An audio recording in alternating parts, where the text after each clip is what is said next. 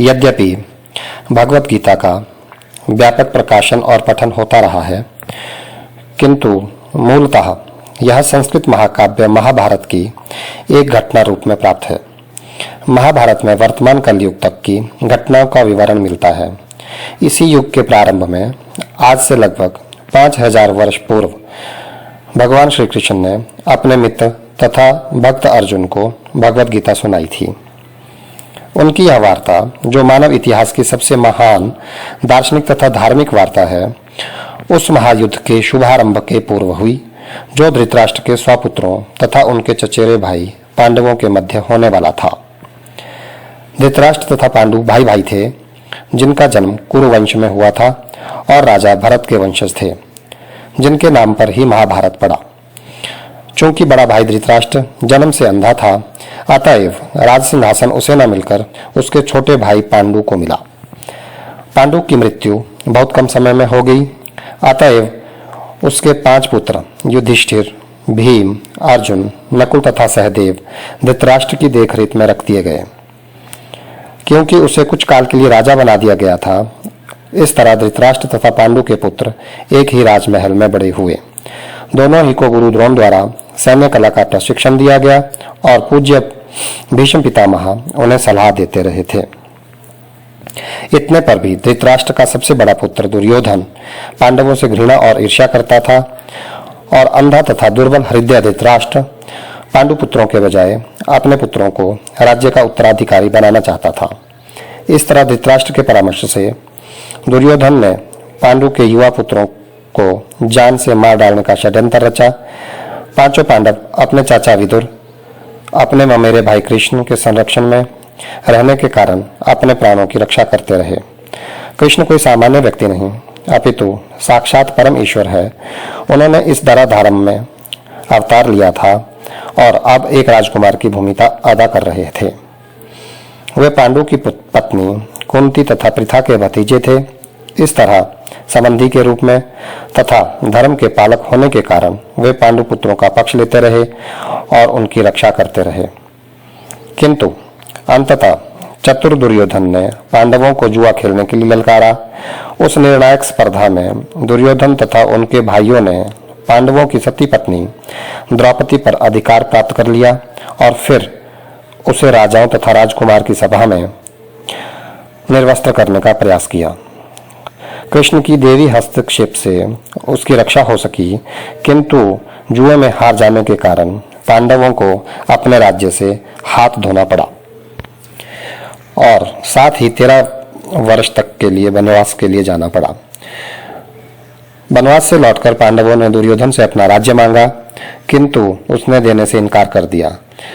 5 पांडवों ने अंत में अपना पूरा राज्य न मांगकर केवल 5 गांव की ही मांग रखी, किंतु दुर्योधन सुई की नोक भर भी भूमि देने के लिए राजी नहीं हुआ। अभी तक तो पांडव सहनशील बने रहे, लेकिन अब उनके लिए युद्ध करना अवश्यंभावी हो गया। विश्व भर में राजकुमारों में से कुछ धृतराष्ट्र के पुत्रों के पक्ष में थे तो कुछ पांडवों के पक्ष में थे। उस तरह कृष्ण पांडु पुत्रों के संदेशवाहक बनकर शांति की याचना के लिए धृतराष्ट्र के दरबार में गए। जब उनकी याचना अस्वीकृत हो गई तो युद्ध निश्चित था। अत्यंत सच्चरित्र 5 पांडवों ने कृष्ण को भगवान के रूप में पहचान लिया था, किंतु धृतराष्ट्र के पुत्र उन्हें नहीं समझ पाए थे। फिर भी कृष्ण ने विपक्षियों की इच्छानुसार ही युद्ध में सम्मिलित होने का प्रस्ताव रखा। ईश्वर के रूप में वे युद्ध नहीं कर सकते थे, किंतु जो भी उनकी सेना का उपयोग करना चाहे वह कर सकता था। राजनीति में कुशल दुर्योधन ने कृष्ण की सेना झपट ली, जबकि पांडवों ने कृष्ण को रख लिया। इस प्रकार कृष्ण अर्जुन के सारथी बने और उन्होंने सुप्रसिद्ध धनुर्धर का रथ हाँकना स्वीकार किया। इस तरह हम उस बिंदु तक पहुंच जाते हैं जहां से भगवत गीता का आरंभ होता है। और इस प्रकार श्रीमद् भगवत गीता का पहला अध्याय शुरू होता है। कुरुक्षेत्र के युद्ध स्थल में सैन्य निरीक्षण। धृतराष्ट्र उवाच धर्मक्षेत्रे कुरुक्षेत्रे समवेता युयुत्सवः मामकः पांडवाश्चैव किं कुर्वत संजय। धृतराष्ट्र ने कहा, हे संजय, धर्म भूमि कुरुक्षेत्र में युद्ध की इच्छा से एकत्र हुए मेरे तथा पांडु के पुत्रों ने क्या किया। महाभारत में वर्णित धृतराष्ट्र तथा संजय की वार्ताएं इस महान दर्शन के मूल सिद्धांत का कार्य करती है। माना जाता है कि इस दर्शन की प्रस्तुति कुरुक्षेत्र के युद्ध स्थल में हुई, जो वैदिक युग से पवित्र तीर्थस्थल रहा है। इसका प्रवचन भगवान द्वारा मानव जाति के पथ प्रदर्शन हेतु तब किया गया जब वे इस लोक में स्वयं उपस्थित थे। आगे संजय कहते हैं, संजय उवाच दृष्ट्वा तु पांडवानीकं व्यूढ़ं दुर्योधनस्तथा आचार्यम् उपसंगमय राजा वचनम अब्रवीता। संजय ने कहा, हे राजन, पांडु पुत्रों द्वारा सैन्य की व्यूह रचना देखकर राजा अपने गुरु के पास गया और उसने ये शब्द कहे। धृतराष्ट्र जन्म से अंधा था। दुर्भाग्यवश वह आध्यात्मिक दृष्टि से भी वंचित था। वह यह भी जानता था कि उसी के समान उसके पुत्र भी धर्म के मामले में अंधे हैं और उसे विश्वास था कि वे पांडवों के साथ कभी भी समझौता नहीं कर पाएंगे। यद्यपि दुर्योधन को राजा कहकर संबोधित किया गया है, तो भी स्थिति की गंभीरता के कारण उसे सेनापति के पास जाना पड़ा। अतएव दुर्योधन राजनीतिज्ञ बनने के लिए सर्वथा उपयुक्त था। किंतु जब उसने पांडवों की व्यूह रचना देखी तो उसका यह कूटनीतिज्ञ व्यवहार उसके भय को छिपा न पाया। आगे संजय कहते हैं, पश्येताम पांडुपुत्राणाम आचार्य महति च मम व्यूढ़ाम द्रुपदपुत्रेण तव शिष्येन धीमता। हे आचार्य, पांडुपुत्रों की विशाल सेना को देखें, जिसे आपके बुद्धिमान शिष्य द्रुपद के पुत्र ने इतने कौशल से व्यवस्थित किया है। अत्र शूरा महेश्वासा भीम अर्जुन समायुधि युजुधानो विराटश्च द्रुपदश्च महारथा। इस सेना में भीम तथा अर्जुन के समान युद्ध करने वाले अनेक वीर धनुर्धर हैं, जैसे कि महारथी युयुधान, विराट तथा द्रुपद। धृष्टकेतुश्चेकिताना काशीराजश्च वीर्यवान पुरुजित कुंती भोजश्च शैब्यश्च नरपुंगवः। इसके साथ ही धृष्टकेतु, चेकितान, काशीराज, पुरुजित, कुंती भोज तथा शैव्य जैसे महान शक्तिशाली योद्धा भी हैं। आगे कहते हैं, युधामन्युश्च विक्रांता उत्तमौजाश्च वीर्यवान सौभद्रो द्रौपद्याश्च सर्व एव महारथा। पराक्रमी युधामन्यु, अत्यंत शक्तिशाली उत्तमौजा, सुभद्रा का पुत्र तथा द्रौपदी के पुत्र, ये सभी महारथी हैं। अस्माकं तु विशिष्टा ये तानि बोध द्विजुत्तमः नायका मम सैन्यस्य संज्ञार्थ तन्ब्रवीमिते। किंतु हे ब्राह्मण श्रेष्ठ, आपकी सूचना के लिए मैं अपनी सेना के उन नायकों के विषय में बताना चाहूँगा जो मेरी सेना को संचालित करने में विशेष रूप से निपुण हैं।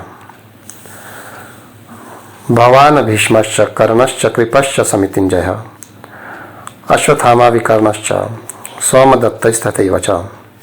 मेरी सेना में स्वयं आप, भीष्म, कर्ण, कृपाचार्य, अश्वत्थामा, विकर्ण तथा सोमदत्त का पुत्र भूरिश्रवा आदि हैं, जो युद्ध में सदैव विजयी रहे हैं।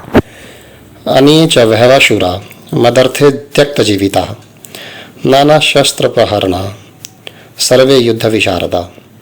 ऐसे अन्य अनेक वीर भी हैं जो मेरे लिए अपना जीवन त्याग करने के लिए उद्यत हैं। वे विविध प्रकार के हथियारों से सुसज्जित हैं और युद्ध विद्या में निपुण हैं। अपर्याप्तम तद अस्माकं बलम भीष्माभिरक्षितम पर्याप्तम त्वदितेषां बलम भीमाभिरक्षितम। हमारी शक्ति यह अपरिमेय है और हम सब पितामह द्वारा भली भांति संरक्षित है, जबकि पांडवों की शक्ति भीम द्वारा भली भांति संरक्षित न होकर भी सीमित है। यहाँ पर दुर्योधन ने तुलनात्मक शक्ति का अनुमान प्रस्तुत किया है।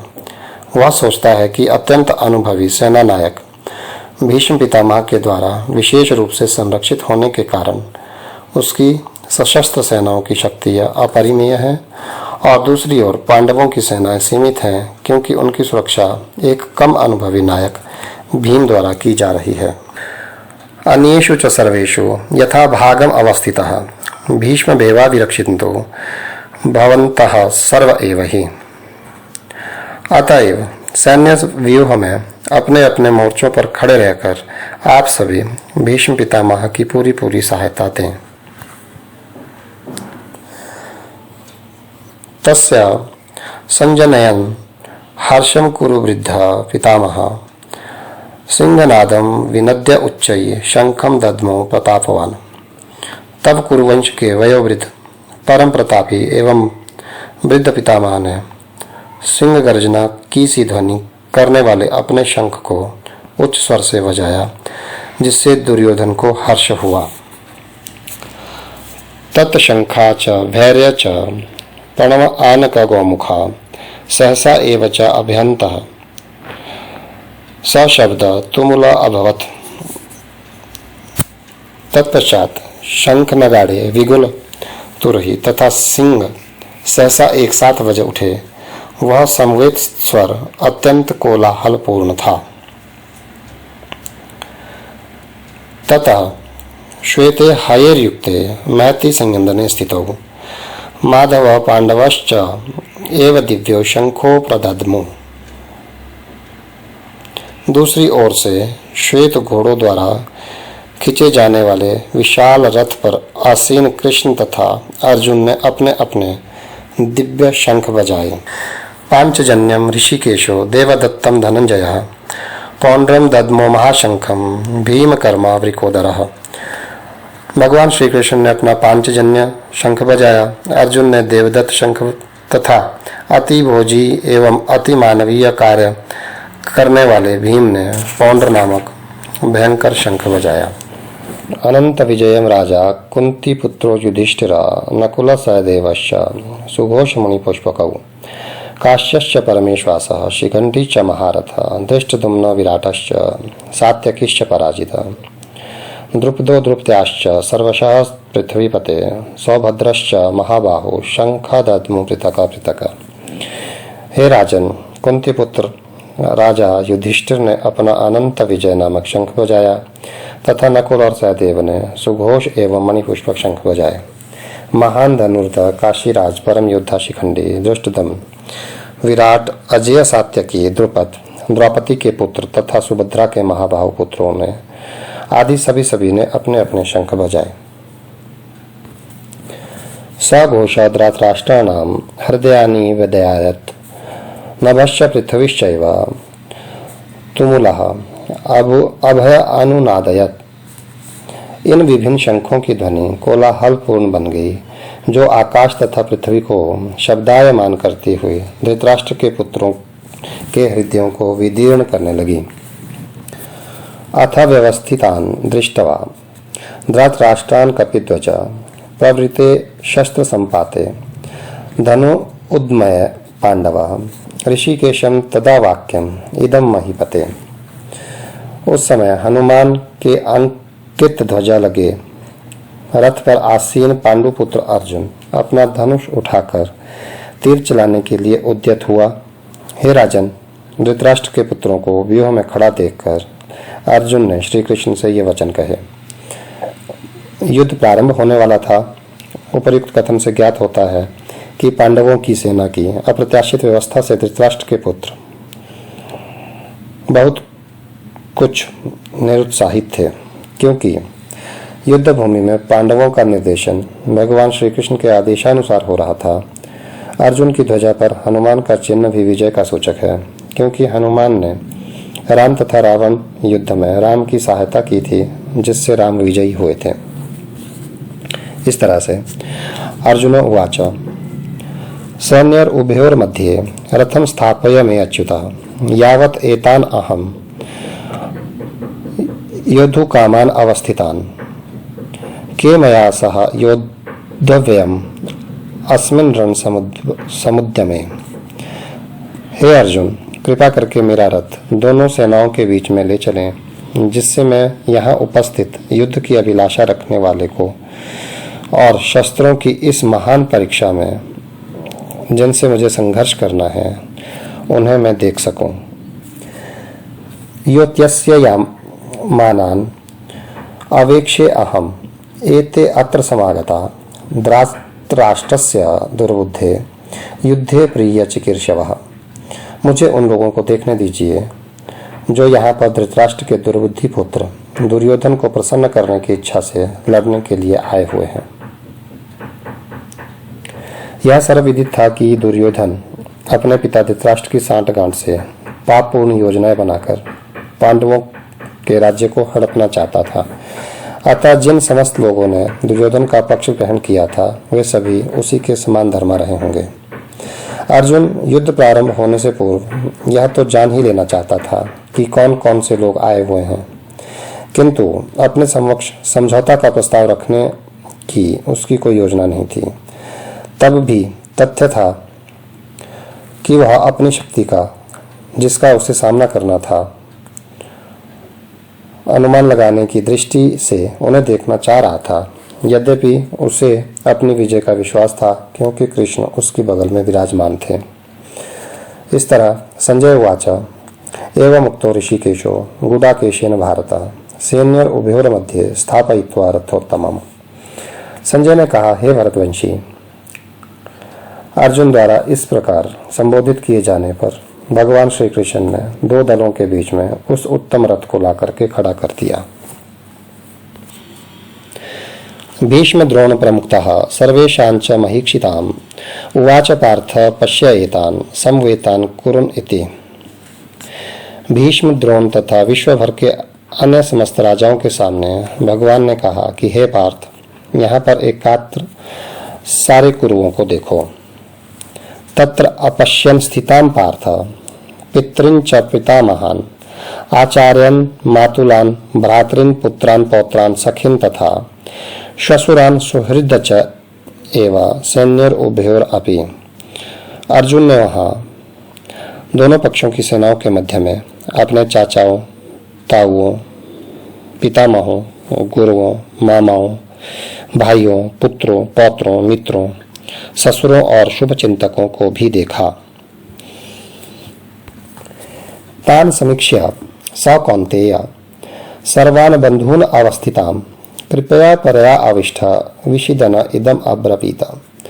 जब कुंती पुत्र अर्जुन ने मित्रों तथा संबंधियों को इस विभिन्न श्रेणियों में देखा तो वह करुणा से अभिभूत हो गया और इस प्रकार बोला।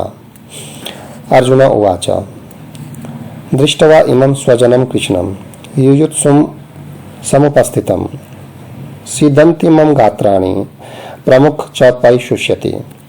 अर्जुन ने कहा, हे कृष्ण, इस प्रकार युद्ध की इच्छा रखने वाले अपने मित्रों तथा संबंधियों को अपने समक्ष उपस्थित देखकर मेरे शरीर के अंग अंग कांप रहे हैं और मेरा मुंह सूखा जा रहा है।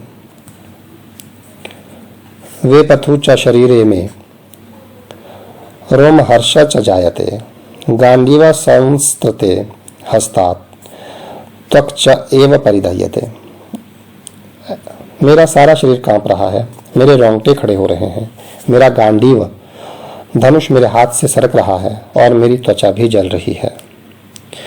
न च शक्नोमि अवस्थातुं भ्रमति इव च मे मनः निमित्तानि च पश्यामि विपरीतानि केशवः।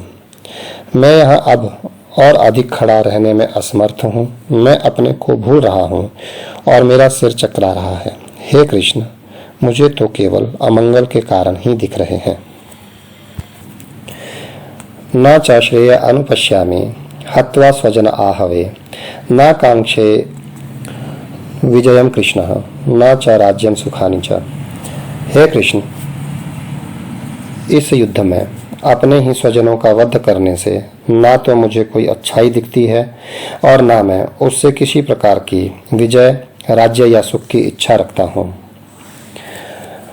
किम न राज्येन गोविंद किम भोगे जीवितेन वा येषाम् अर्थे कांक्षितं न राज्यं भोगा सुखानि च इमे अवस्थिता युद्धे प्राणान् त्यक्त्वा धनानि च आचार्या पित्रा पुत्रा तथा एव च पितामह मातुला श्वश्रा पौत्रा श्याला संबंधिनः तथा एतान न हन्तुम इच्छामि घंता अपि मधुसूदन अपि त्रैलोक्य राज्यस्य हेतु किं नु महि क्रियते निहत्य धृतराष्ट्रानं न का प्रीति सयात जनार्दन। हे गोविंद, मैं राज्य सुख अथवा इस जीवन से क्या लाभ, क्योंकि जिस सारे लोगों के लिए हम उन्हें चाहते हैं वे ही इस युद्ध भूमि में खड़े हैं। हे मधुसूदन, जब गुरुजन, पितृगण, पुत्रगण, पितामह, मामा, ससुर, पौत्रगण, साले तथा अन्य सारे संबंधी अपना अपना धन एवं प्राण देने के लिए तत्पर है और मेरे समक्ष खड़े हैं, तो फिर मैं इन सबको क्यों मारना चाहूंगा, भले ही वे मुझे क्यों न मार डालें। हे जीवों के पालक, मैं इन सबों से लड़ने को तैयार नहीं, भले ही बदले में मुझे तीनों लोग क्यों ही ना मिलते हों। इस पृथ्वी की तो बात ही छोड़ दें, भला धृतराष्ट्र के पुत्रों को मारकर हमें कौन सी प्रसन्नता मिलेगी। पापम एव आश्रयेत अस्मान् हत्वा एतान आततायिनः तस्मात् न अर्हा वयं हन्तुं धृतराष्ट्रान् सबान्धवान् स्वजन ही कथम हत्वा सुखानि सयं माधव। यदि हम ऐसे आतताइयों का वध करते हैं तो हम पर पाप चढ़ेगा, अतः उचित नहीं होगा कि हम धृतराष्ट्र के पुत्रों तथा उनके मित्रों का वध करें। हे लक्ष्मीपति कृष्ण, इससे हमें क्या लाभ होगा और अपने ही कुटुंबियों को मारकर हम किस प्रकार सुखी हो सकते हैं। यद्यपि एते पश्यन्ति लोभ उपहत चेतसः कुलक्षय कृतं दोषम मित्रद्रोहे च पातकम् कथं न ज्ञेयम् अस्माभिः पापात् अस्मान् निवर्तितुं कुलक्षय कृतं दोषम प्रपश्यद्भिः जनार्दन। हे जनार्दन, यद्यपि लोभ से अभिभूत चित्त वाले ये लोग अपने परिवार को मारने या अपने मित्रों से द्रोह करने में कोई भी दोष नहीं देखते, किंतु हम लोग जो परिवार के विनष्ट होने में अपराध देख सकते हैं, ऐसे पाप कर्मों में क्यों प्रवृत्त हो। कुलक्षये पश्यन्ति कुल धर्मा सनातनः धर्मे नष्टे कुल कृत्सन् अधर्मम अभिभवति उत। कुल का नाश होने पर सनातन कुल परंपरा नष्ट हो जाती है और इस तरह शेष कुल भी अधर्म में प्रवृत्त हो जाता है। अधर्म अभिभवात् कृष्ण प्रदुष्यन्ति कुलस्त्रियः स्त्रीषु दुष्टासु वार्ष्णेया जायते वर्णशंकरः। हे कृष्ण, जब कुल में अधर्म प्रमुख हो जाता है तो कुल की स्त्रियां दूषित हो जाती है और स्त्रीत्व के पतन से हे वृष्टिवंशी अवांछित संतानें उत्पन्न होती हैं। शंकर नरकाय एव कुल ज्ञानाम कुलस्य च पतन्ति पितरः ही एषां लुप्त पिंड उदक क्रिया। अवांछित संतानों की वृद्धि से निश्चय ही परिवार के लिए पारिवारिक परंपरा को विनष्ट करने वालों के लिए नारकीय जीवन उत्पन्न होता है। ऐसे पतित कुलों के पुरखे या पितरलोक गिर जाते हैं, क्योंकि उन्हें जल तथा पिंडदान देने की क्रियाएं समाप्त हो जाती हैं। दोषे ऐते कुलघ्नानां वर्ण संकर कारकै उत साध्यन्ते जाति धर्मा कुल धर्मा च शाश्वता। जो लोग कुल धर्म और परंपरा को विनिष्ट करते हैं और इस तरह अवांछित संतानों को जन्म देते हैं, उनके दुष्कर्मों से समस्त प्रकार की सामुदायिक योजनाएं तथा पारिवारिक कल्याण कार्य विनष्ट हो जाते हैं। उत्सन्न कुल धर्माणाम मनुष्याणाम जनार्दन नरके नियतम वासः भवति इति अनुशुश्रुमा। हे प्रजापालक, मैंने गुरु परंपरा में सुना है कि जो लोग कुल धर्म का विनाश करते हैं वे सदैव नरक में वास करते हैं। अहोवत महत पापम कर्तुम व्यवस्थिता वयम यत राज्य सुख लोभेन हंतुम स्वजनम उद्यता। ओह, कितने आश्चर्य की बात है कि हम सब जघन्य पाप करने के लिए उद्यत हो रहे हैं। राज्य सुख भोगने की इच्छा से प्रेरित होकर हम अपने ही संबंधियों को मारने पर तुले हैं। यदि माम अप्रतीकारक अशस्त्रम शस्त्रपाणयः धृतराष्ट्राणां रणे हन्यो तत्मे क्षेमतरं भवेत्। यदि शस्त्रधारी धृतराष्ट्र के पुत्र मुझ निहत्थे तथा रणभूमि में प्रतिरोध न करने वाले को मारें तो यह मेरे लिए श्रेयस्कर होगा। संजय उवाच एवं उक्त्वा अर्जुन संख्ये रथ उपस्थे उपाविशत् विसृज्य सशरं चापम शोक संविघ्न मानसः। संजय ने कहा, युद्ध भूमि में इस प्रकार कहकर अर्जुन ने अपना धनुष तथा बाण एक ओर रख दिया और शोक संतप्त चित्त से रथ के आसन पर बैठ गया। और इस प्रकार प्रथम अध्याय में शक्तिशाली योद्धा अर्जुन युद्धाभिमुख विपक्षी सेनाओं में अपने निकट संबंधियों, शिक्षकों तथा मित्रों को युद्ध में अपना अपना जीवन उत्सर्ग करने के लिए उद्यत देखता है। वह शोक तथा करुणा से अभिभूत होकर अपनी शक्ति खो देता है, उसका मन मोहग्रस्त हो जाता है और वह युद्ध करने के अपने संकल्प को त्याग देता है। इस प्रकार प्रथम अध्याय संपूर्ण हुआ।